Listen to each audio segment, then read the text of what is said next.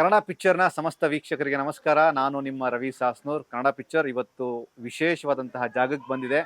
ಇಲ್ಲಿ ಒಂದಷ್ಟು ಜನ ಪ್ರತಿಭೆಗಳು ತಮ್ಮ ಪ್ರತಿಭೆಯನ್ನು ತೋರಿಸ್ಬೇಕಂತ ಏನೇನೋ ಮಾಡ್ತಿದ್ದಾರೆ. ಏನೇನೋ ಅಲ್ಲ, ಒಂದು ಎಂಟರ್ಟೈನ್ಮೆಂಟ್ ಪಾಯಿಂಟ್ ಆಫ್ ವ್ಯೂ ಒಂದು ಪ್ರಯತ್ನ ಮಾಡ್ತಿದ್ದಾರೆ. ಅಲ್ಲಿ ನಾವು ವಿಸಿಟ್ ಮಾಡೋಣ. Let's go.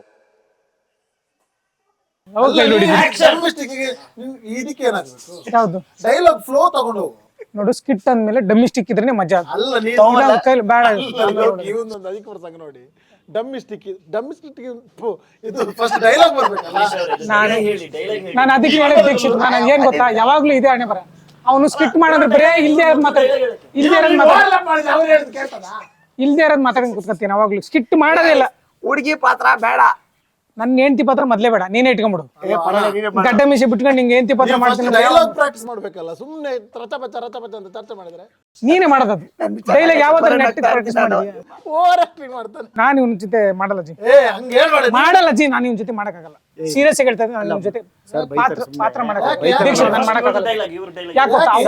ಯಾಕಂದ್ರೆ ಅಲ್ಲ, ಈಗ ನೀನ್ ಮಾಡ್ಬೇಕು, ಡೈರೆಕ್ಷನ್ ಮಾಡ್ಬೇಕು ತಾನೆ. ಇಲ್ಲದೆ ಇರೋದೆಲ್ಲ ಕಡ್ಡಿ ಹಚ್ಕೊಂಡು ಡೈರೆಕ್ಷನ್ ಮಾಡಕ್ ಬರ್ತಾನೆ. ಯಾಕೆ ಗೊತ್ತಾ, ಈಗ ಒಂದ್ ಸಿನಿಮಾ ಡೈರೆಕ್ಷನ್ ಮಾಡಿದ್ದಾನೆ, ಇಲ್ಲಿ ಸ್ಕಿಟ್ ಅಲ್ಲೂ ಡೈರೆಕ್ಷನ್ ಮಾಡಕ್ ಬರ್ತಾನೆ. ನಾನ್ ಹೀರೋನ ಬಿಡು, ಅದು ಈಗ ನೀನು ಸ್ಕಿಟ್ ಮಾಡ್ಬೇಕು ತಾನೆ. ಡೈರೆಕ್ಷನ್ ಮಾಡೋದು ಸಿನಿಮಾ ಬೇರೆ, ಅದು ಸ್ಕಿಟ್ ಅಲ್ಲಿ ಏನಾದ್ರು ಇಂಪ್ರೂವೈಸ್ ಏನಾದ್ರು ಹಾಕ್ಬೋದಲ್ಲ, ಅದು ಡೈರೆಕ್ಷನ್. ನೀನ್ ಡೈರೆಕ್ಷನ್ ಮಾಡುವಾಗ ಬೇರೆ ಆರ್ಟಿಸ್ಟ್ಗಳು ನಿನಗೆ ಡೈರೆಕ್ಷನ್ ಮಾಡಕ್ ಬಂದ್ರೆ ಸುಮ್ಮನೆ ಇರ್ತೀಯ? ಅದು ಇರಲ್ಲ, ಅದು ಹಂಗ ಇಲ್ಲಿ ಸ್ಕಿಟ್ ಅಂದ್ಮೇಲೆ ಅಲ್ಲಿ ಡೈರೆಕ್ಟರ್ ಇದಾರೆ, ಅವ್ರ ಮಾತು ಕೇಳ್ತಾರೆ. ಅವ್ನು ಯಾವ ಡೈರೆಕ್ಟರ್? ಅವ್ನು ನಮ್ಮ ಸಿನಿಮಾದ ಹೀರೋ ಆಗಿರ್ಬೋದು. ಇಲ್ಲಿ ಡೈರೆಕ್ಷನ್ ಹೇಳ್ಕೊಡ್ತಾ ಅಂತಾನೆ. ಡೈರೆಕ್ಷನ್ ಅಂದ್ರೆ ಈವೆಂಟ್ ಸಂಜೆ ನಡಿಬೇಕಲ್ಲ, ಅದಕ್ಕೆ ಡೈಲಾಗ್ ಶೀಟ್ ಕೊಟ್ಟಿದ್ದೀನಿ ಅವನ ಹತ್ರ, ಚೆನ್ನಾಗಿ ಪ್ರಾಕ್ಟೀಸ್ ಮಾಡ್ಕೊಂಡು ಹೋಗೋಣ ಅಂತ.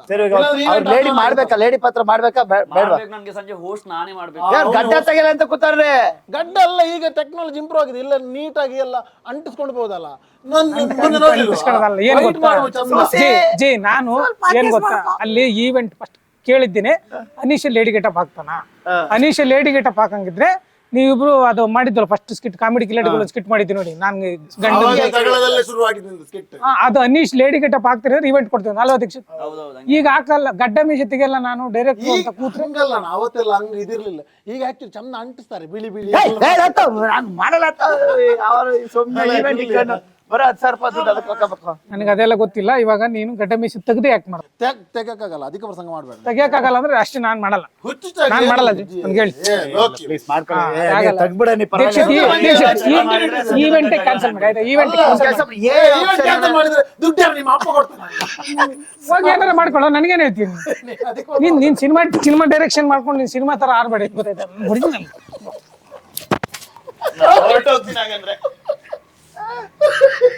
ಗೊತ್ತಲ್ಲ ವಿಷಯ. ನನ್ಗೆ ಸ್ಟಿಕ್ ತಗೊಂಬಂದಿದ್ದು. ಅಣ್ಣ ಬರ್ತೀರಾ ನಾಟಕಕ್ಕೆ? ಒಂದ್ ಪಾತ್ರ ಐತೆ, ನಮ್ದೇ ನಡೀತಾ ಇಲ್ಲ, ಇನ್ನ ಅವ್ರನ್ನ ಕರಿ. ಈಗ ಮಾಡ್ತಿರಲ್ಲ, ನಾನು ಬೇರೆ ಕೆಲಸ ಇಲ್ಲಿ ಹಂಗಲ್ಲ. ಈಗ ನೋಡಿ, ಇದೆಲ್ಲ ಬೇಡ, ನಾವು ಸಪರೇಟ್ ಆಗಿ ಒಂದು ಸ್ಕಿಟ್ ನೀಟಾಗಿ ಸಣ್ಣದ್ ಮಾಡೋಣ. ಆಯ್ತು, ಹೇಳೋದು ಸಣ್ಣದ ಆಲ್ರೆಡಿ ಅದು ಫಸ್ಟ್ ಹೇಳ್ತಿದ್ದಲ್ಲ, ಅಲ್ಲಿಂದ ಶುರು ಮಾಡೋಣ. ಫಸ್ಟ್ ಹೇಳ್ತಿದ್ ಮಾಡಿದ್ದಲ್ಲ, ನೀನ್ ಫಸ್ಟ್ ಇಷ್ಟ ಅಲ್ಲ, ನೀ ಕರೆಕ್ಟ್ ಆಗಿ ಕೊಟ್ಟಿರೋ ಡೈಲಾಗ್ ಕಲಿ. ಕೊಟ್ಟಿರೋ ಡೈಲಾಗ್ ಫಸ್ಟ್ ಅಲ್ಲಿಂದ ಶುರು ಮಾಡಿ ಹೇಳೋದು. ನಿಂದು ಫಸ್ಟ್ ಗೆ ಒಂದು ಇಂಪ್ರೂವೈಸೇಷನ್. ಸಮಾಚಾರ ಚೆನ್ನಾಗಿದ್ದಾರಲ್ಲ ಮನೇಲಿ? ನೀನ್ ಇಲ್ಲಿ ಸ್ಕಿಟ್ ಮಾಡಕ್ಕೆ ನಾವು ಡಿಸ್ಕಸ್ ಮಾಡ್ಬಿಟ್ರಿ, ಪ್ಲಾನ್ ಮಾಡ್ಕೊಂಬಿಡಿ. ಸೀರಿಯಸ್ ತಗೊಳ್ಳಿ ಅಂತಲ್ಲ, ನಿನಗೆ ಪೇಮೆಂಟ್ ರಪ್ಪ ಬೇಕು ಸ್ಕಿಟ್ ಮಾಡಕ್ಕೆ. ನೀನ್ ಪೇಮೆಂಟ್ ತಗೊಳ್ಳ, ಪೇಮೆಂಟ್ ತಗೊಳ್ಳಲ್ಲ ನಾನು, ಪೇಮೆಂಟ್ ತಗೊಳ್ಳಲ್ಲ ನೀನು. ನೋಡಿ, ನಾಟಕ ಆಗಲ್ಲ, ಪಕ್ಕ ಇವೆಂಟು ಆಗಲ್ಲ.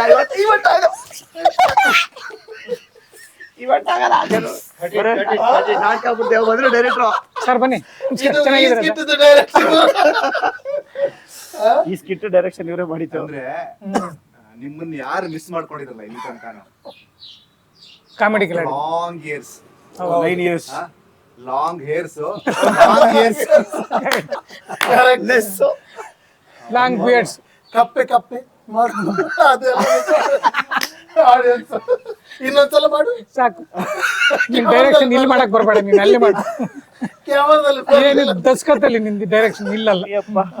ಅಂದ್ರೆ ಈ ತರದ ಕಾಂಬಿನೇಷನ್, ಈ ತರದೊಂದು ಒಂದು ಫ್ಲೇವರ್ ನ ಜನ ಮಿಸ್ ಮಾಡ್ಕೋತಾ ಇದ್ರು. ಒಂದು ಅವಕಾಶ ಸಿಕ್ತು. ದಸ್ಕತ್ ಸಿನಿಮಾದ ಪ್ರಮೋಷನ್ ಮತ್ತೆ ಲೋಕಿ ಗೆಳೆಯ ಅಂದ್ರೆ one of the finest comedy actor, ತುಂಬಾ ಪ್ರೀತಿಯ ನಟ. And there is no doubt ji. ಅಂಡ್ ಈ ಸಿನಿಮಾದ ಹೀರೋ ಇಲ್ಲಿ ಡೈರೆಕ್ಟರ್ ಆಗಿದ್ದಾರೆ. ಎಸ್, ಒಂದು ಒಂದು ಕಾಮಿಡಿ ಜೊತೆಗೆ ಒಂದು ಹೆಲ್ದಿ ಚರ್ಚೆನ ಗೆಳೆಯ ಅನೀಶ್ಗೋಸ್ಕರ ಮಾಡಿ. ಖಂಡಿತ ನೀವು ಬಂದಿದ್ದು ಬಹಳ ಖುಷಿ ಆಯ್ತು ನನಗೆ.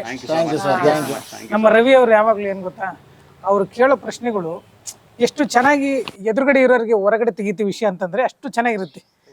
ಇವನ್ ಆಲ್ಮೋಸ್ಟ್ ಎಲ್ಲ ಇಂಡಸ್ಟ್ರಿಯಲ್ಲಿ ಎಲ್ಲ ಹೀರೋಗಳಿಗೂ ಮಾಡಿದ್ದಾರೆ, ಎಲ್ಲ ಸ್ಟಾರ್ಸ್ಗಳಿಗೂ ಮಾಡಿದ್ದಾರೆ. ತುಂಬಾ ಚೆನ್ನಾಗಿ ಇಂಟ್ರೂ ಮಿಸ್ ಮಾಡಲ್ಲ ನಾನು, ಬಂತಂದ್ರೆ ಪೂರ್ತಿ ನೋಡ್ಸ್ಕೊಂಡು ಹೋಗ್ಬಿಡುತ್ತೆ, ಅದು ನೋಡ್ಬೇಕಂತಿಲ್ಲ. ಸೊ ಹಾಗಾಗಿ ಕನ್ನಡ ಪಿಕ್ಚರ್ಗೆ ನೀವು ಒಂದು ಆಸ್ತಿ ಅನ್ನೋದ್ರಲ್ಲಿ ತಪ್ಪಿಲ್ಲ. ಕನ್ನಡ ಪಿಕ್ಚರ್ ಕೊಟ್ಟಂತ ಒಂದು ದೊಡ್ಡ ಅವಕಾಶ ಜೊತೆ ನಾವೆಲ್ಲರೂ ಅದನ್ನು ಉಪಯೋಗಿಸ್ಕೋಬೇಕು. ಅಂದರೆ ಹೆಲ್ದಿ ವೇ ಸಂಸ್ಥೆ ಕೊಟ್ಟಂಥ ಅವಕಾಶನ ಸಿನಿಮಾಗಳಿಗೆ ಅದು ಅನುಕೂಲ ಆಗಬೇಕು. ದಸ್ಕತ್ಗೆ ನಾವೆಲ್ಲರೂ ಸೇರಿ ಅನೀಶ್ಗೆ ಮತ್ತು ದೀಕ್ಷಿತ್ಗೆ ಒಂದು ದೊಡ್ಡ ಮಟ್ಟದ ಸಹಾಯ ಮಾಡುವಂಥ ಪ್ರಯತ್ನ ಮಾಡೋಣ.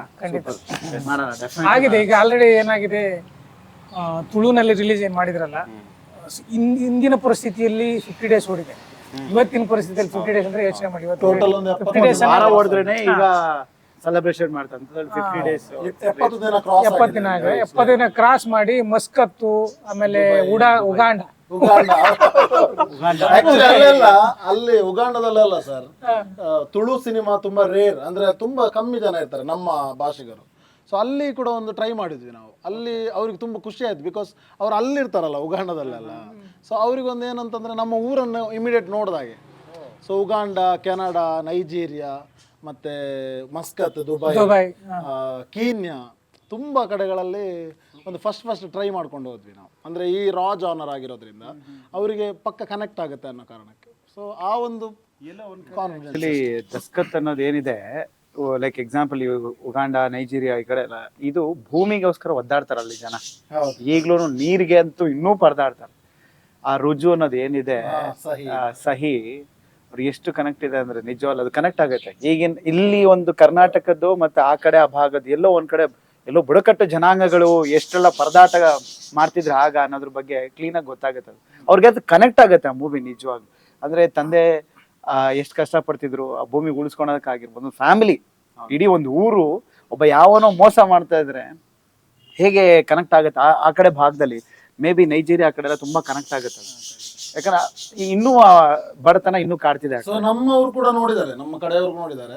ಸೊ ಅವರಿಗೆ ಪರಿಚಯ ಇರೋರು ಅಲ್ಲಿ ಅವ್ರು ಇರ್ತಾರಲ್ಲ ಆ ಪ್ರದೇಶ, ಹೇಗಾದೊಂದು ಇಬ್ಬರನ್ನೆಲ್ಲ ಕರ್ಕೊಂಡು ಹೋಗಿ ತೋರಿಸಿದ್ದಾರೆ. ಅವರಿಗೆ ಈ ಕನೆಕ್ಟಿವಿಟಿ ನೋಡೋಕೆ ಏನಿದು ಅಲ್ಲಿ ಅವರು ನೇಟಿವಿಟಿ ಅವರು ನೋಡಿದ್ರೆ ಅಂದ್ರೆ ಒಂದು ಇಬ್ಬರನ್ನೆಲ್ಲ ಕರ್ಕೊಂಡು ಹೋಗಿ ಅಂದ್ರೆ ಅವ್ರಿಗೆ ಅರ್ಥ ಆಗಲ್ಲ. ಸೊ ತೋರ್ಸೋಣ ಅಂತ ಕೆಲವರು ಫ್ರೆಂಡ್ಸ್ಗಳ ಜೊತೆ ಹೋಗ್ತಾರಲ್ಲ, ನಾವು ಇಲ್ಲಿ ಅರೇಂಜ್ ಮಾಡಿದ್ರಲ್ಲ ತುಳು ಪಿಕ್ಚರ್ ಅರೇಂಜ್ ಮಾಡಿದ್ರು ಬೆಂಗಳೂರಲ್ಲಿ ಕಲಾವಿದರ ಭವನದಲ್ಲಿ. ನೋಡಿದಾಗ ಅದು ನಮಗೆ ಆ ಭಾಷೆ ಕೌಂಟ್ ಆಗ್ಲಿಲ್ಲ, ಅಲ್ಲಿ ಭಾಷೆ ಕೌಂಟ್ ಆಗ್ಲಿಲ್ಲ. ಅಂದ್ರೆ ವಿಷಯ ಏನಾಯ್ತು ಅಂದ್ರೆ ಕನೆಕ್ಟ್ ಆಗ್ತಾ ಹೋಯ್ತು ಕನೆಕ್ಟ್ ಆಗ್ತಾ ಅದು ನಮಗೆ ಅದ್ರೊಳಗೆ ಇನ್ವಾಲ್ವ್ ಆಗೋ ಥರ ಇದು ವಿಷಯ ಆ್ಯಕ್ಚುಲಿ ನನಗೆ. ಅಂದರೆ ಪರ್ಸ್ನಲಿ ನೀವೆಲ್ಲರೂ ಕನೆಕ್ಟ್ ಆಗೋದು, ಫಾರ್ ಎಕ್ಸಾಂಪಲ್ ಒಬ್ಬ ಮಹಾನ್ ರಂಗಕರ್ಮಿ ಜಿ ನಾನು ಕಂಡಂಗೆ. ಅಂದರೆ ಇವ್ರು ಬರೆದಂತಹ ರೈಟಿಂಗು, ಇವರು ಡೈರೆಕ್ಷನ್ ಮಾಡಿದಂತಹ ನಾಟಕಗಳು ಇವತ್ತಿಗೂ ಎವರ್ಗ್ರೀನ್ ಫೀಲಿಂಗ್ ಕೊಡೋವಂಥದ್ದು. ನಾನು ಅಂತೀನಿ ಸರ್ ಯಾಕೆ ಮತ್ತೆ ಬರೀರಿ ಅಂತ. ನೀವು ತುಂಬ ಜನ ಸಿಕ್ಕಿರಲಿಲ್ಲ. ನೀವು ಅಂದರೆ ಆ ರಿಯಾಲಿಟಿ ಶೋಗಳು ಮುಗಿದ ನಂತರವೂ ನಿಮ್ಮದೇ ಆದಂಥ ಡೈಮೆನ್ಷನಲ್ಲಿ ಗುರ್ತಿಸ್ಕೊಳ್ತಾ ನಿಮ್ಮದೇ ಆದಂತಹ ಕೆಲಸಗಳನ್ನ ಮಾಡ್ಕೊಂಡು ಬಂದ್ರಿ. ಇವತ್ತಿಗೂ ಆ ಒಂದು ಸಂಸ್ಥೆ ನಿಮಗೆ ಕೊಟ್ಟಂಥ ಅವಕಾಶವನ್ನು ಅಷ್ಟೇ ಸದ್ಬಳಕೆ ಕೂಡ ಮಾಡ್ಕೊಂಡ್ರಿ ನೀವು. ಎಕ್ಸಾಕ್ಟ್ಲಿ. ಇಲ್ಲಿ ನನಗೆ ಅನೀಶು ಡೈರೆಕ್ಷನ್ ಮಾಡ್ತಾನ ಅಂದ್ರೆ ಈ ತರದ ಪ್ರಶ್ನೆ ಹುಟ್ಟೋದು ಬಹಳ ಸಹಜ ಅಲ್ವಾ? ಹೌದೌದು. ಊಹಿಸ್ಕೊಳಕ್ಕೂ ಆಗ್ತಿಲ್ಲ ಅದು ಆಕ್ಚುಲಿ. ಡೈರೆಕ್ಷನ್ ಮಾಡ್ತಾನ ಅಂದಾಗ ನಿಮ್ಮಿಬ್ಬರಿಗೂ ಆಸ್ ಅ ಫ್ರೆಂಡ್ ಆಗಿ ಆದಂತ ಫೀಲ್ ಏನು? ನನಗಂತೂ ಸಡನ್ ಆಗಿ ಶಾಕ್ ಇದೆ. ಈ ಮಟ್ಟಕ್ಕೆ ಒಬ್ಬ ಡೈರೆಕ್ಟರ್ ಆಗಬಹುದಾ ಅನ್ನೋಕ್ಕೆ ಎಷ್ಟು ಹಾರ್ಡ್ ವರ್ಕ್ ಮಾಡಿರ್ಬೇಕು ಮನುಷ್ಯ, ಹಂಗಂದ್ರೆ ಎಷ್ಟು ಹಸಿವು ಇರ್ಬೇಕು. ಒಂದು ಡೈರೆಕ್ಟರ್ ಆಗಿ ಒಂದು ಸಿನಿಮಾನ ಒಂದು ತೆರೆ ಮೇಲೆ ತರಕ್ಕೆ ಆಸ್ ಅ ಟೀಚರ್ ಆಕ್ಚುಲಿ ಒಬ್ಬ ಶಿಕ್ಷಕನಾಗಿ ಕೆಲಸ ಮಾಡ್ಕೊಂಡು ಕಾಮಿಡಿ ಕನ್ನಡ ಮೇಷ್ಟ್ರು, ಅದು ಅಲ್ಲದೆ ಇಲ್ಲಿ ಬೆಂಗಳೂರಿಗೆ ಬಂದು ಕಾಮಿಡಿ ಕಿಲಾಡಿಗಳು ಮಾಡಿ ಇಲ್ಲೋ ಅಷ್ಟು ಮಟ್ಟಕ್ಕೆ ಅಬ್ಸರ್ವ್ ಮಾಡಿದಾನಲ್ಲ ಮನುಷ್ಯ, ಅಷ್ಟು ಮಟ್ಟಕ್ಕೆ ಡೈರೆಕ್ಷನ್ ಅಬ್ಸರ್ವ್ ಮಾಡಿದಾರಲ್ಲ. ಅದು ಹೋಗಿ ಆಮೇಲೆ ಅಲ್ಲಿ ಅವ್ರ ಜಾಗಕ್ಕೆ ಹೋಗಿ ಶಾರ್ಟ್ ಮೂವಿಗಳೆಲ್ಲ ಮಾಡ್ಕೊಂಡು ಟೀಮ್ಗಳು ಕಟ್ಕೊಂಡು ಆ ಹಸಿವನ್ನ ಒಂದು ದೊಡ್ಡ ಮಟ್ಟಕ್ಕೆ ತರಬೇಕು, ಯಾರಿಗೂ ಅಪ್ರೋಚ್ ಮಾಡ್ಬೇಕು, ನನ್ನಲ್ಲಿ ಒಂದು ಕಲೆ ಇದೆ. ಬಟ್ ಎಲ್ಲ ಓವರ್ ಆಲ್ ನೋಡಕ್ ಹೋದ್ರೆ ಈ ಮಟ್ಟಕ್ಕೆ ಹೆಸರು ಇವತ್ತು ದಸ್ಕತ್ ಅನ್ನೋದು ನಮ್ಮ ಜೀ ಕನ್ನಡದಲ್ಲೇನೆ ಒಂದು ಬಹಳ ಅದ್ಭುತವಾಗಿ ಪ್ರಚಾರ ಆಯ್ತು. ನನ್ಗೆ ಶಾಕ್ ಆಗೋಯ್ತು. ಅಂದ್ರೆ ಸುಮ್ಮನೆ ಸಿನಿಮಾ ಸಿಕ್ತು ಮಾಡ್ಬಿಡೋಣ ಅಂತ ಮಾಡಿದ್ದಲ್ಲ, ಅದು ಸ್ಟೆಪ್ ಬೈ ಸ್ಟೆಪ್ ವರ್ಕ್ ಮಾಡ್ಕೊಂಡು ಫಸ್ಟ್ ನಮಗೆ ಗೊತ್ತಿರಂಗೆ ನನಗೆ ಮೇಷ್ಟ್ರು ಅಂದಾಗ ಫಸ್ಟಿಗೆ ಒಂದು ನಂಬಿಕೆ ಇತ್ತು, ಬರವಣಿಗೆ ಇದೆ ಅದು ಇದೆ ಅಂತ. ಬಟ್ ಯಾವತ್ತು ಅದನ್ನ ತೋರಿಸ್ಕೊಂಡಿರ್ಲಿಲ್ಲ. ನೀವು ನಂಬಲ್ಲ, ಸಿನಿಮಾ ಡೈರೆಕ್ಷನ್ ಮಾಡ್ತಿರ್ವಾಗ್ಲಾಗ್ಲಿ, ನಾವು ಸ್ಕಿಟ್ ಮಾಡುವಾಗ್ಲಾಗ್ಲಿ ಯಾವಾಗ್ಲೂ ಸೀರಿಯಸ್ ಆಗಿ ಇರೋದನ್ನೇ ನೋಡಿಲ್ಲ ಅವ್ನು. ದೇವರಣೆಗೂ ಹಿಂಗೆ ಕಿತ್ತಾಡ್ಕೊಂಡು ಏನ್ ಡೈರೆಕ್ಷನ್ ಮಾಡ್ತಾನಪ್ಪ, ನಮ್ ತಲೆ ನೋವು ಅಂತ ಇರಿಟೇಟ್ ಆಗತ್ತೆ. ಎಷ್ಟೋ ಸಲ ಇರಿಟೇಟ್ ಇದಕ್ಕಿಂತ ಜಾಸ್ತಿ ಕಿತ್ತಾಡ್ಕೊಂಡ್ಬಿಡ್ತಾನೆ. ಏನ್ ಡೈರೆಕ್ಷನ್ ಮಾಡ್ತಾನಂದ್ರೆ ಬೇಕೊಂಡಿದೀವಿ ನಾವು. ಬಟ್ ಅಲ್ಲಿ ಕಾಮಿಡಿ ಮಾಡ್ಬೇಕಾದ್ರೆ ಸ್ಕಿಟ್ಗಳು ಮಾಡ್ಬೇಕಾದ್ರೆ ಅಣ್ಣ ಹಿಂಗ್ ಬಂದ್ರೆ ಹಿಂಗಿರುತ್ತಲ್ಲ ಅಣ್ಣ, ಅಣ್ಣ ಹಂಗ್ ಬಂದ್ರೆ ಹಿಂಗ್ ಮಾಡ್ಬೋದಿತ್ತಲ್ಲ ಅಣ್ಣ, ಇದು ಯಾಕೋ ಲ್ಯಾಗ್ ಆಗೈತೆ, ಇದು ಬೇಡ ಸ್ಕಿಟ್ ಈ ತರ ಅಂದ್ರೆ ಅಲ್ಲೊಬ್ಬ ಉಪೇಂದ್ರ ಅವರ ಛಾಯೆ ಹುಟ್ಟಿತ್ತ. ಇದೆ ಇದೆ ಅಂದ್ರೆ ಅಂದ್ರೆ ಒಬ್ಬ ನಿರ್ದೇಶಕನ ಲಕ್ಷಣ. ಏನ್ ನಿರ್ದೇಶಕರಲ್ಲಿ ತಿಕ್ಕಲ್ತನಗಳು ಇರ್ತಾವಲ್ಲ, ಅವ್ರು ತಿಕ್ಕಲ್ತನ ಹುಚ್ಚತನ ಇದ್ರೇನೆ ಡೈರೆಕ್ಟ್ ಆಗೋದು ಅಲ್ವಾ? ಅದೆಲ್ಲರಿಗೂ ಗೊತ್ತಿರೋಂತ ವಿಚಾರನೆ. ಆ ತಿಕ್ಕಲ್ತನ ಎಲ್ಲ ಆಕ್ಚುಲಿ ಅವ್ರ ಮೇಲೆಲ್ಲ ತುಂಬಾ ಪರಿಣಾಮ ಬೀರಿದೆ, ಆರ್ಟಿಸ್ಟ್ಗಳ ಮೇಲೆ. ಅಂದ್ರೆ ಎಕ್ಸಾಂಪಲ್ ಅಂದ್ರೆ ಅವನು ಹೇಳ್ತಾನೆ ಅವನ ಎಕ್ಸ್ಪೀರಿಯನ್ಸ್ ನ ಹೇಳಿ, ದೀಕ್ಷಿತ್ ಹೆಂಗಿತ್ತು ಪ್ರಿಪರೇಷನ್ ಅವ್ರದ್ದು. ದೀಕ್ಷಿತ್ ಇಲ್ಲಿ ಅದು ಮಜಾ ಇದೆ. ಒಂದು ಸಣ್ಣ ಸೀನ್ ಡೈರೆಕ್ಷನ್ ಮಾಡಕ್ ಒದ್ದಾಡಿದ್ರಿ ಅಂತ ಘಟಾನುಘಟಿ ಕಲಾವಿದರು. ದಸ್ಕತ್ ಸಿನಿಮಾದಲ್ಲಿ ನೀವೊಬ್ಬ ಮೇನ್ ಲೀಡ್, ಅಂದರೆ ಅನೀಶ್ ಹೇಳ್ತಿರ್ತಾನೆ ಅಂದರೆ ದೀಕ್ಷಿತಿಗೆ ಒಳ್ಳೇದಾಗಬೇಕು, ಚೆನ್ನಾಗಾಗಬೇಕು. ದಸ್ಕತ್ತನ್ನು ಹೇಗೆ ಫೀಲ್ ಮಾಡಿದ್ರಿ ನಿಮ್ಮ ಸಿನಿಮಾ ಕೆರಿಯರ್ಗೆ? ಇಲ್ಲ, ನನಗೆ ಮೊದಲಿಂದಲೂ ಕೂಡ ನಾವು ಯಾವಾಗ ಟೀಮ್ ಕಟ್ಟಿದ್ವಿ ಆವಾಗ ನಾನು ಕೂದಲು ಬಿಟ್ಟಿದ್ದೆ. ಆವಾಗ ಅವ್ರು ಹೇಳ್ತಿದ್ರು ಕೂದಲು ತೆಗಿಬೇಡ, ಕೂದಲು ಹಂಗೇನೇ ಇರಲಿ ಅಂತ. ಅದು ಈ ಥರದೊಂದು ದಿನ ಬರುತ್ತೆ ಅಂತ ನನಗೂ ಕೂಡ ಗೊತ್ತಿರಲಿಲ್ಲ. ಮತ್ತು ಅದು ದಸ್ಕತ್ತಿಗೆ ನಾನು ಲೀಡ್ ಆದೆ. ಅವಾಗ ಹೇಳ್ತಿದ್ರು ನೀವು ಕೂದಲು ಬಿಡಬೇಕು, ಗಡ್ಡ ತೆಗಿಬೇಕು, ಕಪ್ಪಾಗಬೇಕು, ಆಮೇಲೆ ಎಳೆಡಿಕೆಲ್ಲ ತಿನ್ನಬೇಕು ಅಂತ. 3 ತಿಂಗಳು ಮುಂಚೆ ನಾನು ಎಲೆ ಅಡಿಕೆ ತಿನ್ನಲಿಕ್ಕೆ ಶುರು ಮಾಡಿದ್ದೀನಿ. ಮತ್ತೆ ಗಡ್ಡ ತೆಗ್ದೆ, ಎಲ್ಲ ಫುಲ್ ಶೇವ್ ಮಾಡಿದೆ. ಫುಲ್ ಶೇವ್ ಮಾಡಿ ಕಪ್ಪಾಗ್ಬೇಕಂತ ಹೇಳಿದ್ರ. ಮತ್ತೆ ಮನೆ ಅಂಗಳಿದೆಲ್ಲ 12 ಗಂಟೆ ಮಲಗೋದು, ಮಧ್ಯಾಹ್ನ ಕಪ್ಪಾಗ್ಬೇಕಲ್ಲ, ಬ್ಲ್ಯಾಕ್ ಆಗ್ಬೇಕಲ್ಲ, ಹಂಗೆ ಸರಿಯಾಗಿ ಒಣಗಿಸ್ಬಿಟ್ಟಿರೋದು. 1 ವಾರ ಮನೆಯಲ್ಲಿ ಮಲಗ್ದಾಗ ತಾಯಿ ಬಯಕ್ ಶುರು ಮಾಡಿದ್ರು, ಈ ತರ ಯಾರಾದ್ರು ಮಲಗ್ತಾರ ಬಿಸಿಲಲ್ಲಿ, ಏನಾದ್ರೂ ಆಗ್ಬಹುದು, ಅದಕ್ಕೆ ಮೇಕಪ್ ಇಲ್ಲ, ಆ ತರ ಇಲ್ಲ. ಅನೀಶ್ ಅವರೆಲ್ಲ ಇದ್ದಾರದು ನ್ಯಾಚುರಲ್ ಆಗಿ ಬರ್ಬೇಕಂತೆ. ಆಮೇಲೆ ಮಂಗಳೂರಿಗೆ ಹೋಗಿ ಬೀಚ್ ಅಲ್ಲಿ ಹೋಗಿ ಮಲಗಕ್ಕೆ ಶುರು ಮಾಡಿದ್ರು. ಅಯ್ಯೋ ಖುಷಿ.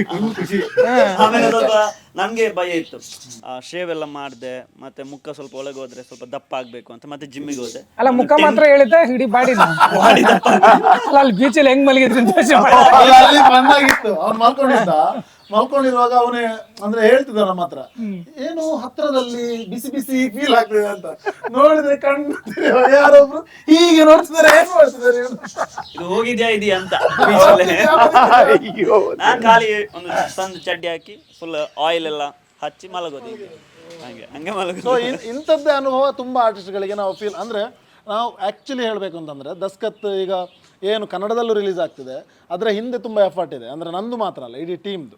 ಸೊ ಪ್ರತಿ ಆರ್ಟಿಸ್ಟ್ಗಳಿಗೂ ನಾನು ಮೊದಲು ಒಂದು ಹೇಳಿದ್ದೆ, ನಾನು ಮೇಕಪ್ ಒಂದು ಮಾಡಲ್ಲ. ಅಂದರೆ ಫಾರ್ ಎಕ್ಸಾಂಪಲ್ ಕಪ್ಪಾಗಬೇಕು ಅಂತ ಕಪ್ಪು ಬರೆಯೋದು ಇಲ್ಲ, ಕಪ್ಪೇ ಇರಬೇಕು ನೀವು ಅಂತ. ಬಟ್ ಇವರು ಡೆಡಿಕೇಟಿವ್ ಆಗಿ ಅದಕ್ಕೆ ಕನೆಕ್ಟ್ ಆದರು ಎಲ್ಲ ಆರ್ಟಿಸ್ಟ್ಗಳು. ನೀವೀಗ ಸಿನಿಮಾ ನೋಡಿದರೆ ಯಾವ ಆರ್ಟಿಸ್ಟ್ಗೂ ಒಂದು ಪೌಡ್ರ್ ಕೂಡ ಹಾಕಿಲ್ಲ. ಹೀರೋಯಿನ್ಗೂ, ಈವನ್ ಹೀರೋಯಿನ್ ಕೂಡ ಮೇಕಪ್ ಇಲ್ಲ, ಲಿಪ್ಸ್ಟಿಕ್ ಇಲ್ಲ, ವಿದೌಟ್ ಹೇಗೆ ಕಾಣಬೇಕು. ಅಂದರೆ ರಿಯಾಲಿಟಿ ಅದೇ ಅಲ್ವಾ, ರಿಯಾಲಿಟಿ ಅದು. ಹಾಗಾಗಿ ಸಿನಿಮಾದಲ್ಲಿ ನಾವು ಸ್ವಲ್ಪ ರಿಯಾಲಿಟಿಯನ್ನು ತಗೊಂಡ್ಬರ್ಬೋದಲ್ಲ ಅಂತ. ಮೇಲಾಗಿ ಅಂದರೆ ನಿಮಗಿಂತಲೂ ಮುಂಚೆನೇ ಜಿಜಿಯವರು ಆಲ್ರೆಡಿ ಸಿನಿಮಾಗಳನ್ನ ಮಾಡಿದ್ರು. ಎಕ್ಸ್ಪೀರಿಯನ್ಸ್ ಆಗಿದೆ. ಆ ಶೋಗಳನ್ನು ಮಾಡ್ತಾ ಸಿನಿಮಾನ ಮಾಡೋಂಥ ಅನುಭವ ಇಟ್ಕೊಂಡು ನಟನೆಯಲ್ಲಿ ಬ್ಯುಸಿಯಾಗಿ ದೊಡ್ಡ ದೊಡ್ಡ ಸಿನಿಮಾಗಳಲ್ಲಿ ಇವತ್ತಿಗೂ ಹೇಳಿದ್ನಲ್ಲ, ನಾನು ತುಂಬ ಬಳಸಬೇಕು ಹೆಸರನ್ನ. KGF ಅಂತಂದಾಗ ಯಶ್ ಅವರು ಎಷ್ಟು ದೊಡ್ಡ ಮಟ್ಟಕ್ಕೆ ಸ್ಟ್ರೀಮ್ ಲೈನಿಗೆ ಬರ್ತಾರೋ, ಒಂದು ಸಣ್ಣ ಪಾತ್ರವಾದ್ರೂ ಜಿಜಿ ಕೂಡ ಕಾಣಿಸ್ತಾರೆ. ಮಾಳವಿಕಾ ಅವ್ರ ಜೊತೆ ಆಗಿರ್ಬೋದು, ಅನಂತ್ ನಾಗ್ ಸರ್ ಜೊತೆ ಆಗಿರ್ಬೋದು. ಬಟ್ ಯಾವಾಗ ನಿರ್ದೇಶನ ಅಂತ ಮಾಡೋಕ್ಕೆ ಹೊರಟಲ್ಲ ಅನೀಶು, ಸೊ ಈ ವಿಷಯ ನಿಮ್ಮ ಕಿವಿಗೆ ಬಿದ್ದಾಗ ಒಂದಾಗಿರುತ್ತೆ, ಗುರು ಇದು ಬೇಕಾ ಅನ್ನೋದು. ಅದು ಆಗಿತ್ತ? 100% ಅನ್ನಿಸ್ತು ನನಗೆ ಆ್ಯಕ್ಚುಲಿ. ಯಾಕಂದರೆ ಅಷ್ಟು ಅನುಭವ ಆಗಿತ್ತು ನನಗೆ. ಈ ಪಾತ್ರ ಮಾಡಿದ ಮೇಲೆ ಸಿಗೋ ಫ್ರೇಮ್ ಬೇರೆ. ನೀವು ಹೇಳ್ದಂಗೆ ಈಗ ನೋಡಿ, ನನಗೆ KGF ಅಲ್ಲಿ ಯಶ್ ಸರ್ ಹೇಳಿದ್ರು ಹಿಂಗಾಗತ್ತೆ, ಸೂಪರ್ ಆಗತ್ತೆ. ಆಮೇಲೆ ಅನಂತ್ ನಾಗ್ ಸರ್ ಜೊತೆ ಮಾಡೋದು ನನಗೆ ಭಾಳ ಖುಷಿ. ಅಲ್ಲಿ ಮಾಡೋಕೆ ಮೇಡಮ್ ಅನಂತ್ ನಾಗ್ ಸರ್ ಜೊತೆ ಮಾಡಿದಾಗ ಅನೀಶು ನೇತ್ರಿ ಅಂತ ಒಂದು ನಾಟಕ ಮಾಡ್ದ ಡೈರೆಕ್ಷನು. ಸೊ ಅದು ತುಂಬ ಚೆನ್ನಾಗಿ ಬಂದಿತ್ತು. ಅದಾದಮೇಲೆ 2 ಶಾರ್ಟ್ ಮೂವಿ ಮಾಡಿದ್ರು. ಸೊ ಅವು ಕೂಡ ನೋಡಿದಾಗ ನಂಗೆ ಅನಿಸಿದ್ದು ಏನೋ ಇದೆ, ಒಂದು ಸ್ಪಾರ್ಕ್ ಆಗಬೇಕದು, ಮಾಡ್ತಾನೆ ಅಂತ ನಂಬಿಕೆ ಇತ್ತು. ಆದರೆ ಸಿನಿಮಾ ಅಂತ ಕೈ ಎತ್ಕೊಂಡಾಗ ಅದೇ ಪ್ರಶ್ನೆ ಬಂದು ನೀವು ಹೇಳಿದ್ರಿ ನೋಡಿ, ಬೇಕಿತ್ತ ಇದು. ಯಾಕಂದರೆ ಇಂಥ ಪರಿಸ್ಥಿತಿಯಲ್ಲಿ ಸಿನಿಮಾ ಮಾಡಿ ಯಾಕೆ ಮಾಡ್ಕೊಂಡಿದ್ದಾನೆ. ನೀವು ಅನುಭವಿಸಿದ್ರಿ ಸಿನಿಮಾ ಮಾಡಿದಾಗ. ಡೈರೆಕ್ಷನ್ ಅಂತ ಕೈ ಹಾಕಿದಾಗ ಎಷ್ಟು ಜವಾಬ್ದಾರಿಗಳಿರುತ್ತೆ, ಅದೆಲ್ಲ ಇರುತ್ತೆ. ಸೊ ಬೇಕಿತ್ತ, ಯಾಕೆ ಮೈ ಮೇಲೆ ಹೇಳ್ಕೊಳ್ತಾನೆ ಅಂತ ಅನ್ನಿಸ್ತು ನನಗೆ. ಬಟ್ ಆದರೆ ಇವ್ರ ಟೀಮ್ ಚೆನ್ನಾಗಿದೆ ಸರ್. ಟೀಮ್ ನೋಡಿದ್ರೆ ನನಗೆ ಭಾಳ ಖುಷಿ ಆಯಿತು. ಇವ್ರು ಇರ್ಬೋದು, ಇವರು ಸ್ಮಿತೇಶ್ ಇರ್ಬೋದು, ದೀಕ್ಷಿತ್ ಇರ್ಬೋದು, ಆಮೇಲೆ ವಿಶ್ವ, ನಮ್ಮ ಕಾಮಿಡಿ ಕಿಲಾಡಿ ವಿಶ್ವ ಇರ್ಬೋದು. ಸೊ ಆಮೇಲೆ ಈ ಟೀಮ್ ಹೆಂಗೆ ಕಟ್ಕೊಂಡು ಹೆಂಗೆ ಕೆಲಸ ಮಾಡ್ತಾರೆ ಅಂದ್ರೆ ಇವರು ಒಂಥರ ರಾಕ್ಷಸರು ಅನ್ಬೋದು. ಅದು ಯಾವುದಕ್ಕೂ ಅವ್ರು ತಲೆ ಕೆಡಿಸ್ಕೊಳ್ಳಲ್ಲ, ಕೆಲಸ ಆಗ್ಬೇಕಷ್ಟೇ. ಆಮೇಲೆ DOP ಸಂತು ಅವರು ಹಂಗೇನೆ. ಸೊ ಒಂದು ಕೆಲಸ ಅಂತ ಬಂದಾಗ ಎಷ್ಟು ನೀಟಾಗಿ ಕಟ್ಕೊಡ್ತಾರೆ ಅಂದ್ರೆ ಅಷ್ಟು ನೀಟಾಗಿ. ಕನಸು ಮಾರಾಟಕ್ಕಿದೆ ಅಂತ ಒಂದು ಸಿನಿಮಾ ಮಾಡಿದ್ರು ಇವ್ರ ಟೀಮಲ್ಲಿ ಫಸ್ಟ್ ಸ್ಮಿತೇಶ್ ಅವರು ಡೈರೆಕ್ಷನ್ ಮಾಡಿದ್ರು. ನಾನು ಒಂದು ಕಾಮಿಡಿ ಆ್ಯಕ್ಟ್ ಮಾಡಿದೆ ಸರ್. ನಮಗೆ ಅಲ್ಲಿ ಹೋಗಿ ಯಾಕೆ ಕೆಲಸ ಸ್ಮಿತೇಶ್ ಕೆಲಸ ಮಾಡುವಾಗ ಎಷ್ಟು ಖುಷಿ ಆಯಿತು ಅಂತಂದರೆ, ನಾನು ಅವಾಗಲೂ ಹೇಳಿ ಬಂದೆ, ನೋಡಿ ಈ ಟೀಮ್ ಇಟ್ಕೊಂಡು ಮಾಡಿದ್ರೆ ಏನು ಬೇಕಾದ್ರೂ ಮಾಡ್ತೀನಿ ನೀವು ಅಂತ. ಸೊ ಅದೇ ಟೀಮೇ ಇಲ್ಲಿ ಕ್ಯಾರಿ ಆಯ್ತು ನನಗೆ. ಆ್ಯಕ್ಚುಲಿ ಕ್ಯಾರಿ ವರ್ಷದಿಂದ ಕಂಟಿನ್ಯೂ 8 ಜನ, ಅದೇ 8 ಜನ ಇದೀವಿ. ಈಗ ಆ್ಯಡ್ ಆಗ್ತಿದ್ದಾರೆ ಇಬ್ಬರಿಬ್ಬರೇ 3 ಜನ. ಆ ಟೀಮೇ ಅನೀಶಿಂಗ್ ಬಲ ಅಂತ ನಾನು ಹೇಳ್ಕೊಳಕ್ಕೆ ಇಷ್ಟಪಡ್ತೀನಿ. ಅದ್ರ ಜೊತೆಗೆ ಅಂದರೆ 2 ಥರದ್ದು ಡೈಮೆನ್ಷನ್ ಇದೆ. ನನಗೆ ಸಿನಿಮಾ ಅಂದರೆ ಇಷ್ಟ ಅನ್ನೋದು ಒಂದು ಕ್ಯಾಟಗರಿ, ಸಿನಿಮಾ ಅಂದರೆ ತುಂಬ ಇಷ್ಟ ಅನ್ನೋದು ಇನ್ನೊಂದು ಕ್ಯಾಟಗರಿ. ತುಂಬ ಇಷ್ಟ ಅನ್ನೋದಿದೆ ಗೊತ್ತಲ್ಲ ಲೋಕಿ, ಅದು ಯಾವತ್ತೂ ವರ್ಕ್ ಆಗುತ್ತೆ. ಅಂದರೆ ಜೆನ್ಯೂನ್ ಫೀಲಿಂಗ್ ಅದು. ಈಗ ನೋಡಿ, ನೀವು ಕೂಡ ನಟನೆ ಮಾಡ್ತಾ ಒಂದಷ್ಟು ಪ್ರಕ್ರಿಯೆಗಳಲ್ಲಿ ತೊಡಗಿಸ್ಕೊಂಡ್ರಿ. ಈಗ ಏನೋ ಸಿನಿಮಾ ಮಾಡ್ತೀರಿ ಅಂತ ಸುದ್ದಿ ಇದೆ, ಅದು ಅಧಿಕೃತವಾಗಿ ಅನೌನ್ಸ್ ಮಾಡ್ತಾರೆ ಅಲ್ವಾ? ಒಳ್ಳೆ ಕಂಟೆಂಟ್. ಈ ಒಂದು ಜರ್ನಿನೇ ತುಂಬ ಚಾಲೆಂಜಿಂಗ್ ಆದಂಥ ಜರ್ನಿ. ಪ್ರತಿದಿನಾನು ನಮ್ಮನ್ನು ನಾವು ಚಾಲೆಂಜಸ್ಗಳಿಗೆ ರೆಡಿ ಇರಬೇಕು ಅಲ್ವಾ? ಇದ್ರ ಬಗ್ಗೆ ಏನು ಹೇಳ್ತೀರಾ? ಇಲ್ಲ, ಆ್ಯಕ್ಚುಲಿ ನಾನು ಬಂದು ಒಂದು 22 ವರ್ಷ ಆಗ್ತಿದೆ ಸಿನಿಮಾ ಇಂಡಸ್ಟ್ರಿಗೆ. ಸೊ ನನ್ನ ಫಸ್ಟ್ ಸೀರಿಯಲ್ಲೇ ಪಡವರಳ್ಳಿ ಪಡ್ಡೆಗಳು, ಹೀರೋ ನಂಬರ್ 1 ಅಂತ ರಿಯಾಲಿಟಿ ಶೋ ಕಸ್ತೂರಿ ಚಾನಲ್ ಆನಂದ್ ಸರ್ ಜೊತೆ ಆನಂದ್ ಸರ್ ಡೈರೆಕ್ಷನ್ ಅನ್ನೋರು ಬಂದಿತ್ತು. ಈ ಜರ್ನಿ ನೀವು ಹೇಳಿದ್ರೆ ತುಂಬಾ ಇಷ್ಟ ಅನ್ನೋದಿದೆಯಲ್ಲ, ಆ ಜರ್ನಿ ಕನೆಕ್ಟ್ ಇದೆಯಲ್ಲ, ತುಂಬಾ ಇಂಪಾರ್ಟೆಂಟ್. ಅದು ಇಷ್ಟ ಸುಮ್ಮನೆ ಬಂದು ಹಿಂಗೆ ಹೋಗೋದು ಅಷ್ಟೇ. ಅದು ತುಂಬಾ ಇಷ್ಟ ಅನ್ನೋರು, ಹಸಿಬಿರೋರು, ತುಂಬಾ ಈ ಒಂದು ಫೀಲ್ಡಲ್ಲಿ ಏನೋ ಒಂದು ಮಟ್ಟಕ್ಕೆ ಸಾಧನೆ ಮಾಡಬೇಕು, ಅಥವಾ ನಾನು ಗುರುತಿಸ್ಕೊಬೇಕು, ಒಂದು ಕಂಟೆಂಟ್ ಅನ್ನೋದಕ್ಕಿಂತ ಹೆಚ್ಚಾಗಿ ಒಂದು ಒಳ್ಳೆ ಸಿನಿಮಾವನ್ನು ಕೊಡಬೇಕು, ನನ್ನ ಒಂದು ಸಾಮರ್ಥ್ಯವನ್ನು ತೋರಿಸಿ. ಸಾಮರ್ಥ್ಯ ಅಂದ ತಕ್ಷಣ ಅದು ಪಾಸಿಟಿವ್, ನಾಟ್ ನೆಗೆಟಿವ್ ಅಲ್ಲ. ಏನಿದೆ ಒಂದು ಕಂಟೆಂಟ್, ನನ್ನಲ್ಲೂ ಒಂದು ಈ ಕಲೆ ಇದೆ, ನನ್ನ ಒಂದು ಪ್ರತಿಭೆ ಇದೆ, ಆ ಪ್ರತಿಭೆನ ತೋರ್ಸಕ್ಕೆ. ಬಟ್ ಶಾರ್ಟ್ ಟರ್ಮ್ ಅಲ್ಲ, ಇದು ಲೈಫ್ ಟೈಮ್. ಇದು ಆ ಥರ ಹಸಿವಿಕ್ಕೊಂಡಿರೋರು. ನೀವು ಹೇಳಿದೆ, ನೀವು ಒಳ್ಳೆ ಪ್ರಶ್ನೆ, ಇಷ್ಟ ತುಂಬ ಇಷ್ಟ ಅಂತ. ನಮ್ಗೆ ಜಗಣರು ಅವಾಗ ಹೇಳೋರು ಏನು ಗೊತ್ತಾ, ನಾವು ಸಿನಿಮಾ ಮಾಡ್ತಿರುವಾಗ ಏನೋ ಮಾಡ್ತಾವಾಗ ಇಲ್ಲಿ ನಿಂತ್ಕೊಂಡಿರ್ತಾರಲ್ಲ ಯಾರು ಬೇರೆ ಕೆಲಸ ಏನೋ ಮಾಡ್ತಿರ್ತಾರೆ, ನಮಗೂ ಇಷ್ಟ, ನಾವು ಒಂದು ಪಾತ್ರ ಕೊಡ್ರಿ ಮಾಡ್ತೀವಿ ಅಂತ. ಅದು ಇಷ್ಟ, ಅದು ಬದುಕಲ್ಲ. ತುಂಬ ಇಷ್ಟಪಡೋರು ಇದನ್ನು ಬದುಕಾಗಿ ತಗೋತಾರೆ. ಆ ಬದುಕಾಗಿ ತಗೊಂಡಾಗ ಏನು ಮಾಡಬೇಕು, ಎಲ್ಲದಕ್ಕೂ ರೆಡಿ ಆಗಿರ್ಬೇಕು ಸರ್ ಇದಕ್ಕೆ. ಸೊ ಒಂದೇನಪ್ಪ ಅಂದ್ರೆ ಫೇಸ್ ಮಾಡಕ್ ರೆಡಿ ಇರ್ಬೇಕು. ಯಾಕಂದ್ರೆ ಈ ಫೀಲ್ಡ್ ಅಲ್ಲಿ ಇರೋರಿಗೆ ಹಣದ ಖರ್ಚುಗಳು, ಈ ಹಣದ ಅಂದ್ರೆ ಆರ್ಥಿಕವಾಗಿ ಬಹಳ ಕಷ್ಟನೇ. ಬಟ್ ಆದ್ರೆ ಲಾಂಗ್ ಟೈಮ್ ವರ್ಗು ನಾವು ಜನಗಳ ಮಧ್ಯದಲ್ಲಿ ಇರ್ತೀವಿ, ಮನಸ್ಸೊಳಗಡೆ ಇರ್ತೀವಿ. ನನಗೆ ಒಂದಷ್ಟು ಜನ ಸರ್ಕಲಲ್ಲಿ ಒಂದಷ್ಟು ಜನ ಸಾಫ್ಟ್ವೇರ್ ಡಿಪಾರ್ಟ್ಮೆಂಟು, ಡಾಕ್ಟ್ರುಗಳು, ಒಂದೊಂದು ಬಿಸ್ನೆಸ್ ಮಾಡ್ಕೊಳ್ಳೋರಿದ್ದಾರೆ. ಅವ್ರು ಪ್ರತಿ ಸಲ ಸಿಕ್ಕಾಗ ಅದು ಹೇಳ್ತಾರೆ, ನಮ್ಮೆಲ್ರಿಗಿಂತಲೂ ನೀನು ಚೆನ್ನಾಗಿರ್ತೀಯಾ ಅಂತಂತಾರೆ. ನಾನು ಯಾಕೆ ಅಂತ ನನಗೆ ಗೊತ್ತು ಯಾಕೆ ಅಂತ. ಬಟ್ ನಾನು ಯಾಕೆ ಅಂತ ಕೇಳಿದಾಗ, ನಾವು ಪ್ರತಿದಿನ ಮಾಡಿದ ಕೆಲಸವನ್ನೇ ಮಾಡ್ತೀವಿ, ನೀವು ಮಾಡಿದ್ದೇ ಕೆಲಸ ಮಾಡಿದ್ರೂ ತುಂಬ ಕ್ರಿಯೇಟಿವ್ ಆಗಿ ಮಾಡ್ತೀರಿ. ಕಲಾವಿದರು ಹೇಳುವಂಥ ಡೈಲಾಗ್ ಚೇಂಜ್ ಆಗಿರುತ್ತೆ, ಬರೆಯುವಂಥ ರೈಟಿಂಗ್ ಚೇಂಜ್ ಆಗಿರುತ್ತೆ, ನಿರ್ದೇಶನದ ಆಯಾಮ ಚೇಂಜ್ ಆಗಿರುತ್ತೆ. ಇದು ನೀವು ಅಂದರೆ ರೈಟಿಂಗು ಮಾಡಿದೆ, ಈ ಕಡೆ ಕಲಾವಿದನ ಕೆಲಸ ಮಾಡಿದೆ, ತುಂಬ ಜನ ತುಳಿದವರ ಮಧ್ಯೆ ನಿಂತ್ಕೊಂಡೆ, ಎಲ್ರಿಗೂ ಆಗುತ್ತೆ. ಅವರ ಮಾತಿನ ಗಂಭೀರತೆ ಅರ್ಥ ಆಗುತ್ತೆ ಅಲ್ಲ ಅನೀಶ್? ಆಮೇಲೆ ಏನು ಗೊತ್ತಾ, ಅಷ್ಟು ಈಸಿಯಾಗಿ ತಗೋತಾರೆ. ನಮ್ಮ ವಿಶ್ವ ಹೇಳ್ತಾ ಇದ್ರು, ಮನೆಗೆ ಹೋಗಿದ್ವಿ, ವಿಶ್ವ ಮನೆಗೆ ವಿಲನ್ ರೋಲ್ ಮಾಡಿದಾರಲ್ಲ ವಿಶ್ವ ಅಂತ. ಅವನು ಅನೀಶಣ್ಣ ಒಂದೊಂದ್ಸಲ ಡೈರೆಕ್ಷನ್ ಮಾಡ್ತಿರುವಾಗ ಸಡನ್ ಆಗಿ ನಿಂತ್ಕೊಂಡು ಯಾಕೆ ಹಂಗೆ ಮಾಡಿದೀರ ಅಂತಂದ್ರೆ, ಟೆನ್ಷನ್ ಆಗಿದೆ, ಯಾರಿಗಾರು ಬೈಬೇಕು, ಬೇಕಾಗ್ತಿಲ್ಲ ಹಂಗೆ. ಅಂದ್ರೆ ನನಗೆ ಹೊಸಕ್ಕೆ ಇಷ್ಟ ಇರಲಿಲ್ಲ. ಅಂದ್ರೆ ಯೂಶುವಲಿ ಇರುತ್ತೆ ಪ್ಯಾಟರ್ನ್. ನಾನೊಂದು ಕ್ಯಾಟಗರಿ ಇದೆ, ಅಂದ್ರೆ ಸಿನಿಮಾ ಬಿಟ್ಟು ನಾವು ವೆರೈಟಿ ಕಾಂಪಿಟೇಷನ್, ಡ್ರಾಮಾ ಎಲ್ಲ ಹೇಳ್ಕೊಡ್ತೀವಿ. ಈ ಡ್ರಾಮಾ ಎಲ್ಲ ಹೇಳ್ಕೊಡ್ಬೇಕಾದ್ರೆ ನಾನು ತುಂಬ ಸ್ಟ್ರಿಕ್ಟ್ ಆಗಿರ್ತೀನಿ. ಅಂದರೆ ಸರಿ ಮಾಡದೇ ಇದ್ರೆ ಸರಿ ಬೈಯೋದೆಲ್ಲ ಇರುತ್ತೆ. ಬಟ್ ನಾನು ಈ ಸಲ ಒಂದು ಕಂಡ್ಕೊಂಡೆ, ಏನಂದರೆ ಸಿನಿಮಾ ಮಾಡುವಾಗ ಇಮಿಡಿಯೇಟ್ ಅವ್ರು ಡಿಸಪಾಯಿಂಟ್ ಆಗಿಬಿಟ್ರೆ, ಅಂದರೆ ನರ್ವಸ್ ಆಗಿಬಿಟ್ರೆ, ನೆಕ್ಸ್ಟ್ ನನ್ನ ಕ್ಯಾರೆಕ್ಟರ್ಗಳು ಹಾಳಾಗ್ತಾವಲ್ಲ, ಅದಕ್ಕೆ ನನಗೆ ಏನಾದ್ರು ಕೋಪ ಬಂದುಬಿಟ್ರೆ ನಾವು ಹುಚ್ಚಾಗಿ ಆಡ್ತಕ್ಕಂಥದ್ದು ನಮಗೆ. ಅವಾಗ ಹೇಳ್ತಿದ್ದ ಅವನೇ ಆ್ಯಕ್ಚುಲಿ ವಿಶ್ವ, ತುಂಬ ಆರ್ಟಿಸ್ಟ್ಗಳು ಹೇಳಿ, ನೋಡ ನೀವು ಕೋಪ ಬಂದಿದೆ ಬಟ್ ಮ್ಯಾನೇಜ್ ಮಾಡ್ತಿದ್ರೆ ಕೋಪ ಅಂದರೆ ಸುಮ್ಮನೆ ಕೆಲವರು ಇಟ್ಕೊಂಡಿರುತ್ತೆ, ಅಸಿಸ್ಟೆಂಟ್ಗೆ ಬೈಯೋದು ಮೊದಲೇ ಹೇಳ್ಕೊಟ್ಟಿರ್ತಾರೆ. ವಿಶ್ವನ ಹತ್ರನೂ ಹಂಗೆ ಕೆಲಸ ತೊಗೊಂಡ್ರು. ವಿಶ್ವ ಆ್ಯಕ್ಚುಲಿ ಅವ್ನು ಹೇಳ್ತದೆ ಸೀರಿಯಸ್ಸಾಗೆ, ಹಂಗೆ ಸಖತ್ತ ಕೆಲಸ ತಗೊಂಡ್ರೆ ಅನೀಶಣ್ಣ ನನ್ನ ಹತ್ರ. ನಾನು ಹಂಗೆ ಅನ್ಕೊಂಡಿರ್ಲಿಲ್ಲ ಅಂತ. ಅವನು ಅಂದರೆ ಅಷ್ಟು ವರ್ಷ ಜೊತೆಗಿದ್ದಾರೆ, ಅಷ್ಟು ವರ್ಷ ಜೊತೆಗಿದ್ರು ವಿಶ್ವಂಗೆ ಗೊತ್ತಾಗಿಲ್ಲ ಹಿಂಗೆ ಕೆಲಸ ತಗೋತಾರೆ ಅಂತ. ಅಂದರೆ ಸ್ಪಾಟ್ನಲ್ಲಿ ಇರೋದೇ ಬೇರೆ, ನ್ಯಾಚುರಲ್ ಆಗಿರೋದೇ ಬೇರೆ. ರಿಯಲ್ ಕ್ಯಾರೆಕ್ಟರ್ಗೂ ಡೈರೆಕ್ಟರ್ಗೂ ಸಂಬಂಧನೇ ಇಲ್ಲ, ಹಂಗಿರ್ತಾನೆ. ಸೊ ನಾನು ಆಶ್ಚರ್ಯ ಏನ್ ಗೊತ್ತಾ ಸರ್, ವಿಶ್ವ ನಮ್ಮ ಜೊತೆಗೆ ಸ್ಕಿಟ್ ಎಲ್ಲ ಮಾಡಿದ್ದಾನೆ. ತುಂಬಾ ಒಂದ್ ವರ್ಷನೇ ಜೊತೆಗೆ, ಒಂದ್ 2 ವರ್ಷನೇ ಜೊತೆಗಿದೆ, ಒಟ್ಟಿಗೆ ಇದೀವಿ, ಸ್ಕಿಟ್ ಮಾಡಿದ್ದಾನೆ. ಪೋಸ್ಟ್ ಹಾಕಿದ್ದಾರೆ ವಿಶ್ವದಲ್ಲಿ. ಸರ್ ಗೊತ್ತೇ ಆಗಿಲ್ಲ ಅವನೆಂತ. ತಲೆ ಫುಲ್ ವೈಟ್ ಅವನು. ದಿವ್ಯ ನಾನು ವೈಫ್ ನಾನು ಕರಾವಳಿ ಶೂಟಿಂಗ್ ಹೋಗಿದ್ವಿ ಮಂಗಳೂರಿಗೆ. ಶೂಟಿಂಗ್ ಮಾಡುವಾಗ ಎಲ್ಲ ಕಡೆ ಪೋಸ್ಟ್, ನನಗೂ ಸರ್ಪ್ರೈಸ್ ಆಗೋಯ್ತು. ದಸ್ಕತ್ ಎಲ್ಲ ಕಡೆ ಪೋಸ್ಟ್ರು, ದಸ್ಕತ್ ಮಂಗಳೂರು. ಹೊಟ್ಟೆ ಅಷ್ಟು ದಪ್ಪ ಎಲ್ಲ ಬಿಟ್ಕೊಂಡು ತಾನೇ ಯಪ್ಪ. ನಾನು ಪೋಸ್ಟ್ ಮಾಡ್ತೀವಿ ಹೋಗ್ತಾ ಇದೀವಿ. ದಿವ್ಯ ಒಂದ್ಸಲ ಹೇಳಿದ್ವಿ, ವಿಶ್ವ ಚೆನ್ನಾಗ್ ಕಾಣ್ತಾ ಇದ್ದಾನಲ್ಲ ಪೋಸ್ಟ್. ವಿಶ್ವ ಇಲ್ಲಿ ನಾನು ವಿಶ್ವ ಪೋಸ್ಟ್ ಅಲ್ಲಿ ಸರ್ ಮೇನ್ ಅವನದೇ ಪೋಸ್ಟ್ರು. ಅವನಂತಾನೆ ಗೊತ್ತಾಗಿಲ್ಲ, ಹಿಂಗ್ ದಪ್ಪನಾಗಿ ಹಂಗ ಆ ಕ್ಯಾರೆಕ್ಟರ್ಗೆ ಹೆಂಗ್ ಬೇಕೋ ಹಂಗ್ ರೆಡಿ ಮಾಡಿದ್ದಾನೆ ಅವನು. ನಾನೇನು ಮಾಡಿದೆ ಅಂದರೆ ತಲೆಗೆ ವೈಟ್ ಹಾಕ್ತಾರೆ, ಇಲ್ಲಾಂದರೆ ಮೇಕಪ್ ಮಾಡಬೇಕು, ಈಗ ವೈಟ್ ಹಾಕ್ತಾರೆ. ನಾನೇನು ಮಾಡಿದೆ ಅವನ ಹತ್ರ ಹೇಳಿದೆ, ನನಗೆ ನಿಂದು ತಲೆ ವೈಟ್ ಬೇಕು ಮತ್ತು ಗ್ರೇ ಮಿಕ್ಸ್ ಇರಬೇಕು, ಬಟ್ ಬಣ್ಣ ಹಚ್ಚಬಾರ್ದು, ಬಣ್ಣ ಹಚ್ಚಿದ್ರೆ ಅದು ಫೇಕ್ ಆಗುತ್ತೆ ಅಂತ. ಅದಕ್ಕೆ ಡೈ ಮಾಡೋಣ ಅಂತ. ಪಾಪ ಅವನು ಓಕೆ ಅಂದ. ಬಂದ, ಅಲ್ಲಿ ಸೆಲೂನ್ ಕರ್ಕೊಂಡು ಹೋದ್ವಿ. ಸುಮಾರು ಒಂದು 2 hour 3 hour ಬೇಕು ಅದಕ್ಕೆ. ಫುಲ್ ವೈಟ್ ಮಾಡಿದ್ವಿ. ನೋಡ್ದ, ಗಡ್ಡೆ ಎಲ್ಲ ತೆಗೆಸ್ದೆ. ನೋಡಿದ್ರೆ ಅವನಿಗೆ ಆ್ಯಕ್ಚುಲಿ ರಿಯಲ್ ಏಜ್ ಬಂದು 34 35 55 ಥರ ಮಾಡಿದ್ವಿ. ಹಂಗೆ ಕಾಣಿಸ್ತದೆ, ಯಾರಿಗೂ ಗೊತ್ತಿಲ್ಲ. ನನಗೆ ಸಿನಿಮಾದ ಮೇಕಿಂಗ್ ಒಂದಷ್ಟು ತುಣುಕುಗಳನ್ನ ನೋಡಿದಾಗ, ನೀವು ಆಲ್ರೆಡಿ ಸಿನಿಮಾನ ಅದನ್ನು ನೋಡಿರೋದ್ರಿಂದ ನನಗೆ ತುಂಬ ಇಷ್ಟ ಆಗಿದ್ದು ಆ ಮೇಕಿಂಗ್ ಫಾರ್ಮ್ಯಾಟು, ಆ ಮೇಕಿಂಗ್ದ ಆ ಕಟ್ ಶಾಟ್ಗಳು, ಆ ಎಡಿಟಿಂಗ್. ಅಂದರೆ ಒಂದು ಶಾಟ್ ಕೂಡ ಜಂಪ್ ಅನಿಸ್ಲಿಲ್ಲ ನನಗೆ ಆ ಸಣ್ಣ ವಿಷಯದಲ್ಲಿ. ಇವ್ರದ್ದು ಅಂದರೆ ಓವರಾಲ್ ನಾನು ನೋಡಿದಂತಹ ಸಣ್ಣ ಕ್ಲಿಪ್ಪಿಂಗಲ್ಲಿ ಒಂದು 2-3 ಕಡೆನೇ ಇವರು ನಾನು ಚೆನ್ನಾಗಿ ನಟಿಸಬಲ್ಲೆ ಅಂತ ಹೇಳಿದ್ದಾರೆ. ಹೆಂಗಿತ್ತು ಚಾಲೆಂಜಸ್ ಅನೀಶ್ ನಿರ್ದೇಶನದಲ್ಲಿ? ಅನಿಶನ್ಗೆ ಎಷ್ಟು ಚಾಲೆಂಜ್ ಇತ್ತು ನನ್ನ ಪಾತ್ರ, ಎಲ್ಲರ ಪಾತ್ರ, ನನಗೆ ಪರ್ಸ್ನಲ್ ಆಗಿ ನನಗೂ ಕೂಡ ಚಾಲೆಂಜ್ ಇತ್ತು. ಎಲ್ರಿಗೂ ಕೂಡ ಒಂದು ಧೈರ್ಯ ಇರಲಿಲ್ಲ, ದೀಕ್ಷಿತ್ ಮಾಡ್ಬೋದಾ ಶೇಖರಣ ಪಾತ್ರ ಅಂತ. ಆದರೆ ಅನಿಶನ್ ನನಗೆ ಧೈರ್ಯ ಇತ್ತು, ನಾನು ಮಾಡಿಸ್ತೀನಿ ಅವನ ಹತ್ರ ಅಂತ. ಅವ್ರು ಹೇಳ್ತಿದ್ರು, ನೀನು ಶೇಖರನಾಗಿಯೇ ಇರಬೇಕು, ಶೂಟಿಂಗ್ ಎಷ್ಟು ಸ್ಟಾರ್ಟಿಂದ ಎಂಡ್ ಆಫ್ ದ ಡೇ ತನಕ ಶೇಖರಣ ಆಗಿರ್ಬೇಕು. ಎಲ್ಲಾದರೂ ಸ್ವಲ್ಪ ಒಂದು ನಾಟಕೀಯ ಬಂದರೆ ಆ ಕಟ್ ಅಂತ ಅಲ್ಲೇ ಕಟ್ ರೀ ಮಾಡಿದ್ಮೇಲೆ ಅವ್ರಿಗೆ ಫುಲ್ ನ್ಯಾಚುರಲ್ಲೇ ಬರಬೇಕು, ಆ ಥರ ಇತ್ತು. ನಾನು ಕೂಡ ಶೇಖರನಾಗಿ ಪರಿವರ್ತನೆ ಆಗಬೇಕಾದ್ರೆ ಇವರು ಹೇಳಿದ್ರು, ವಿಶ್ವನನ್ನು ಒಂದ್ಸಲ ಕರೆಸಿ ಅವನ ಹತ್ರ ಎಲ್ಲ ಆ್ಯಕ್ಟಿಂಗ್ ಎಲ್ಲ ನಾನು ಮತ್ತೆ ನೀರಜ್ ಎಲ್ಲ ಕಲಿಬೇಕು. ಆದ್ರೆ ವಿಶ್ವ ಒಂದು ದಿನ ಬಂದರು, ಸ್ವಲ್ಪ ಹೇಳ್ಕೊಟ್ರು. ಆಮೇಲೆ ನಾನು ಮತ್ತೆ ನೀರಜ್ ಅಂತ ಒಂದು ನಮ್ಮ ಊರಲ್ಲಿ ಒಂದು ಬೆಟ್ಟ ಇದೆ, ಅಲ್ಲಿ ಹೋಗಿ ನೀರಜ್ ಬಾಡು ಕ್ಯಾರೆಕ್ಟರ್ ಮಾಡಿದವರು ನಾನು ಮತ್ತೆ ಅವನು ಹೋಗಿ ಈ ಕತೆ ಇದೆಯಲ್ಲ, ದಸ್ಕತ್ತಿದ್ದು ಕತೆ, ನನ್ನ ಹೆಸರು ಶೇಖರ, ನನ್ನ ಊರು ಕೇಪ್ಲಬಲ್ಗೆ, ನನ್ನ ತಂದೆ ತನಿಯ, ಆ ಥರ ಕತೆ ನಾನೇ ಹೇಳ್ಕೊಳ್ಳೋದು, ರೆಕಾರ್ಡ್ ಮಾಡೋದು ಮೊಬೈಲಲ್ಲಿ. ರೆಕಾರ್ಡ್ ಮಾಡಿ ಒಂದು 5-6 ರೆಕಾರ್ಡ್ ಇದೆ, ಈಗಲೂ ಕೂಡ ಇದೆ. ಒಂದು 40 ನಿಮಿಷದ ರೆಕಾರ್ಡ್ ಇದೆ.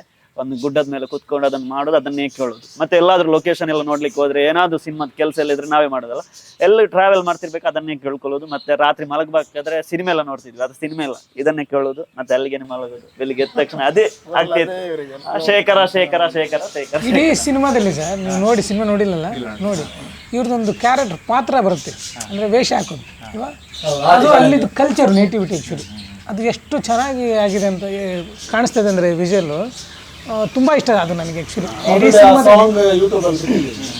ಇಡೀ ಸಿನಿಮಾದಲ್ಲಿ ಇವ್ರದ್ದೊಂದು ವೇಷ ಹಾಕೊಂಡ್ಬಿಟ್ಟು ಅದು ಏನು ವೇಷ ಆ್ಯಕ್ಚುಲಿ ಅದು ಆಟಿಕಳೆಂಜ ಅಂತ. ಅದೊಂದು ಆಷಾಢ ಮಾಸ ಈ ಕಡೆ ಹೇಳ್ತೀವಲ್ಲ, ಸೇಮಲ್ಲಿ ಆಟಿ ತಿಂಗಳು ಅಂತ. ಅಂದರೆ ಮೊದಲೆಲ್ಲ ಹಳೆ ಕಾಲದಲ್ಲಿ, ಅಂದರೆ ನಿಮಗೆ ತುಂಬ ಹಳೆ ಕಾಲದಲ್ಲಿ ಮಳೆಗಾಲ ಅಂದರೆ ಬರಗಾಲ ಅಂತ ಆ ಟೈಮಲ್ಲಿ ಆ ಕಡೆ.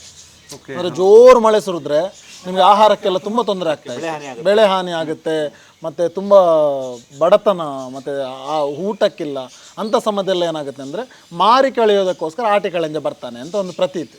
ಸೊ ಎಲ್ಲ ದೇವರಿಗೆ ದೀಪ ಎಲ್ಲ ಹಚ್ಚುವಾಗಿಲ್ಲ ಆ ಟೈಮಲ್ಲಿ. ಈಗ ಇದೆ, ಅಂದರೆ ಈಗ ಸ್ವಲ್ಪ ಡೆವಲಪ್ ಆಗಿದೆ ಅಲ್ವಾ. ಬಟ್ ಹಳೆ ಕಾಲದಲ್ಲಿ ಏನಂತಂದರೆ ಆ ಟೈಮಲ್ಲಿ ಆ ಆಟಿ ತಿಂಗಳಿನಲ್ಲಿ ದೀಪ ಹಚ್ಚೋಕ್ಕಾಗಲ್ಲ, ಬಿಕಾಸ್ ಅಷ್ಟು ಪರಿಸ್ಥಿತಿ ಚೆನ್ನಾಗಿರೋದಿಲ್ಲ, ದೇವರಿಗೆ ಕೈ ಮುಗಿಯೋಕೆ. ಆಗ ಯಾರು ಕಾಪಾಡೋದು ಅನ್ನೋದೊಂದು ಕ್ವಶನ್ ಬರುತ್ತೆ.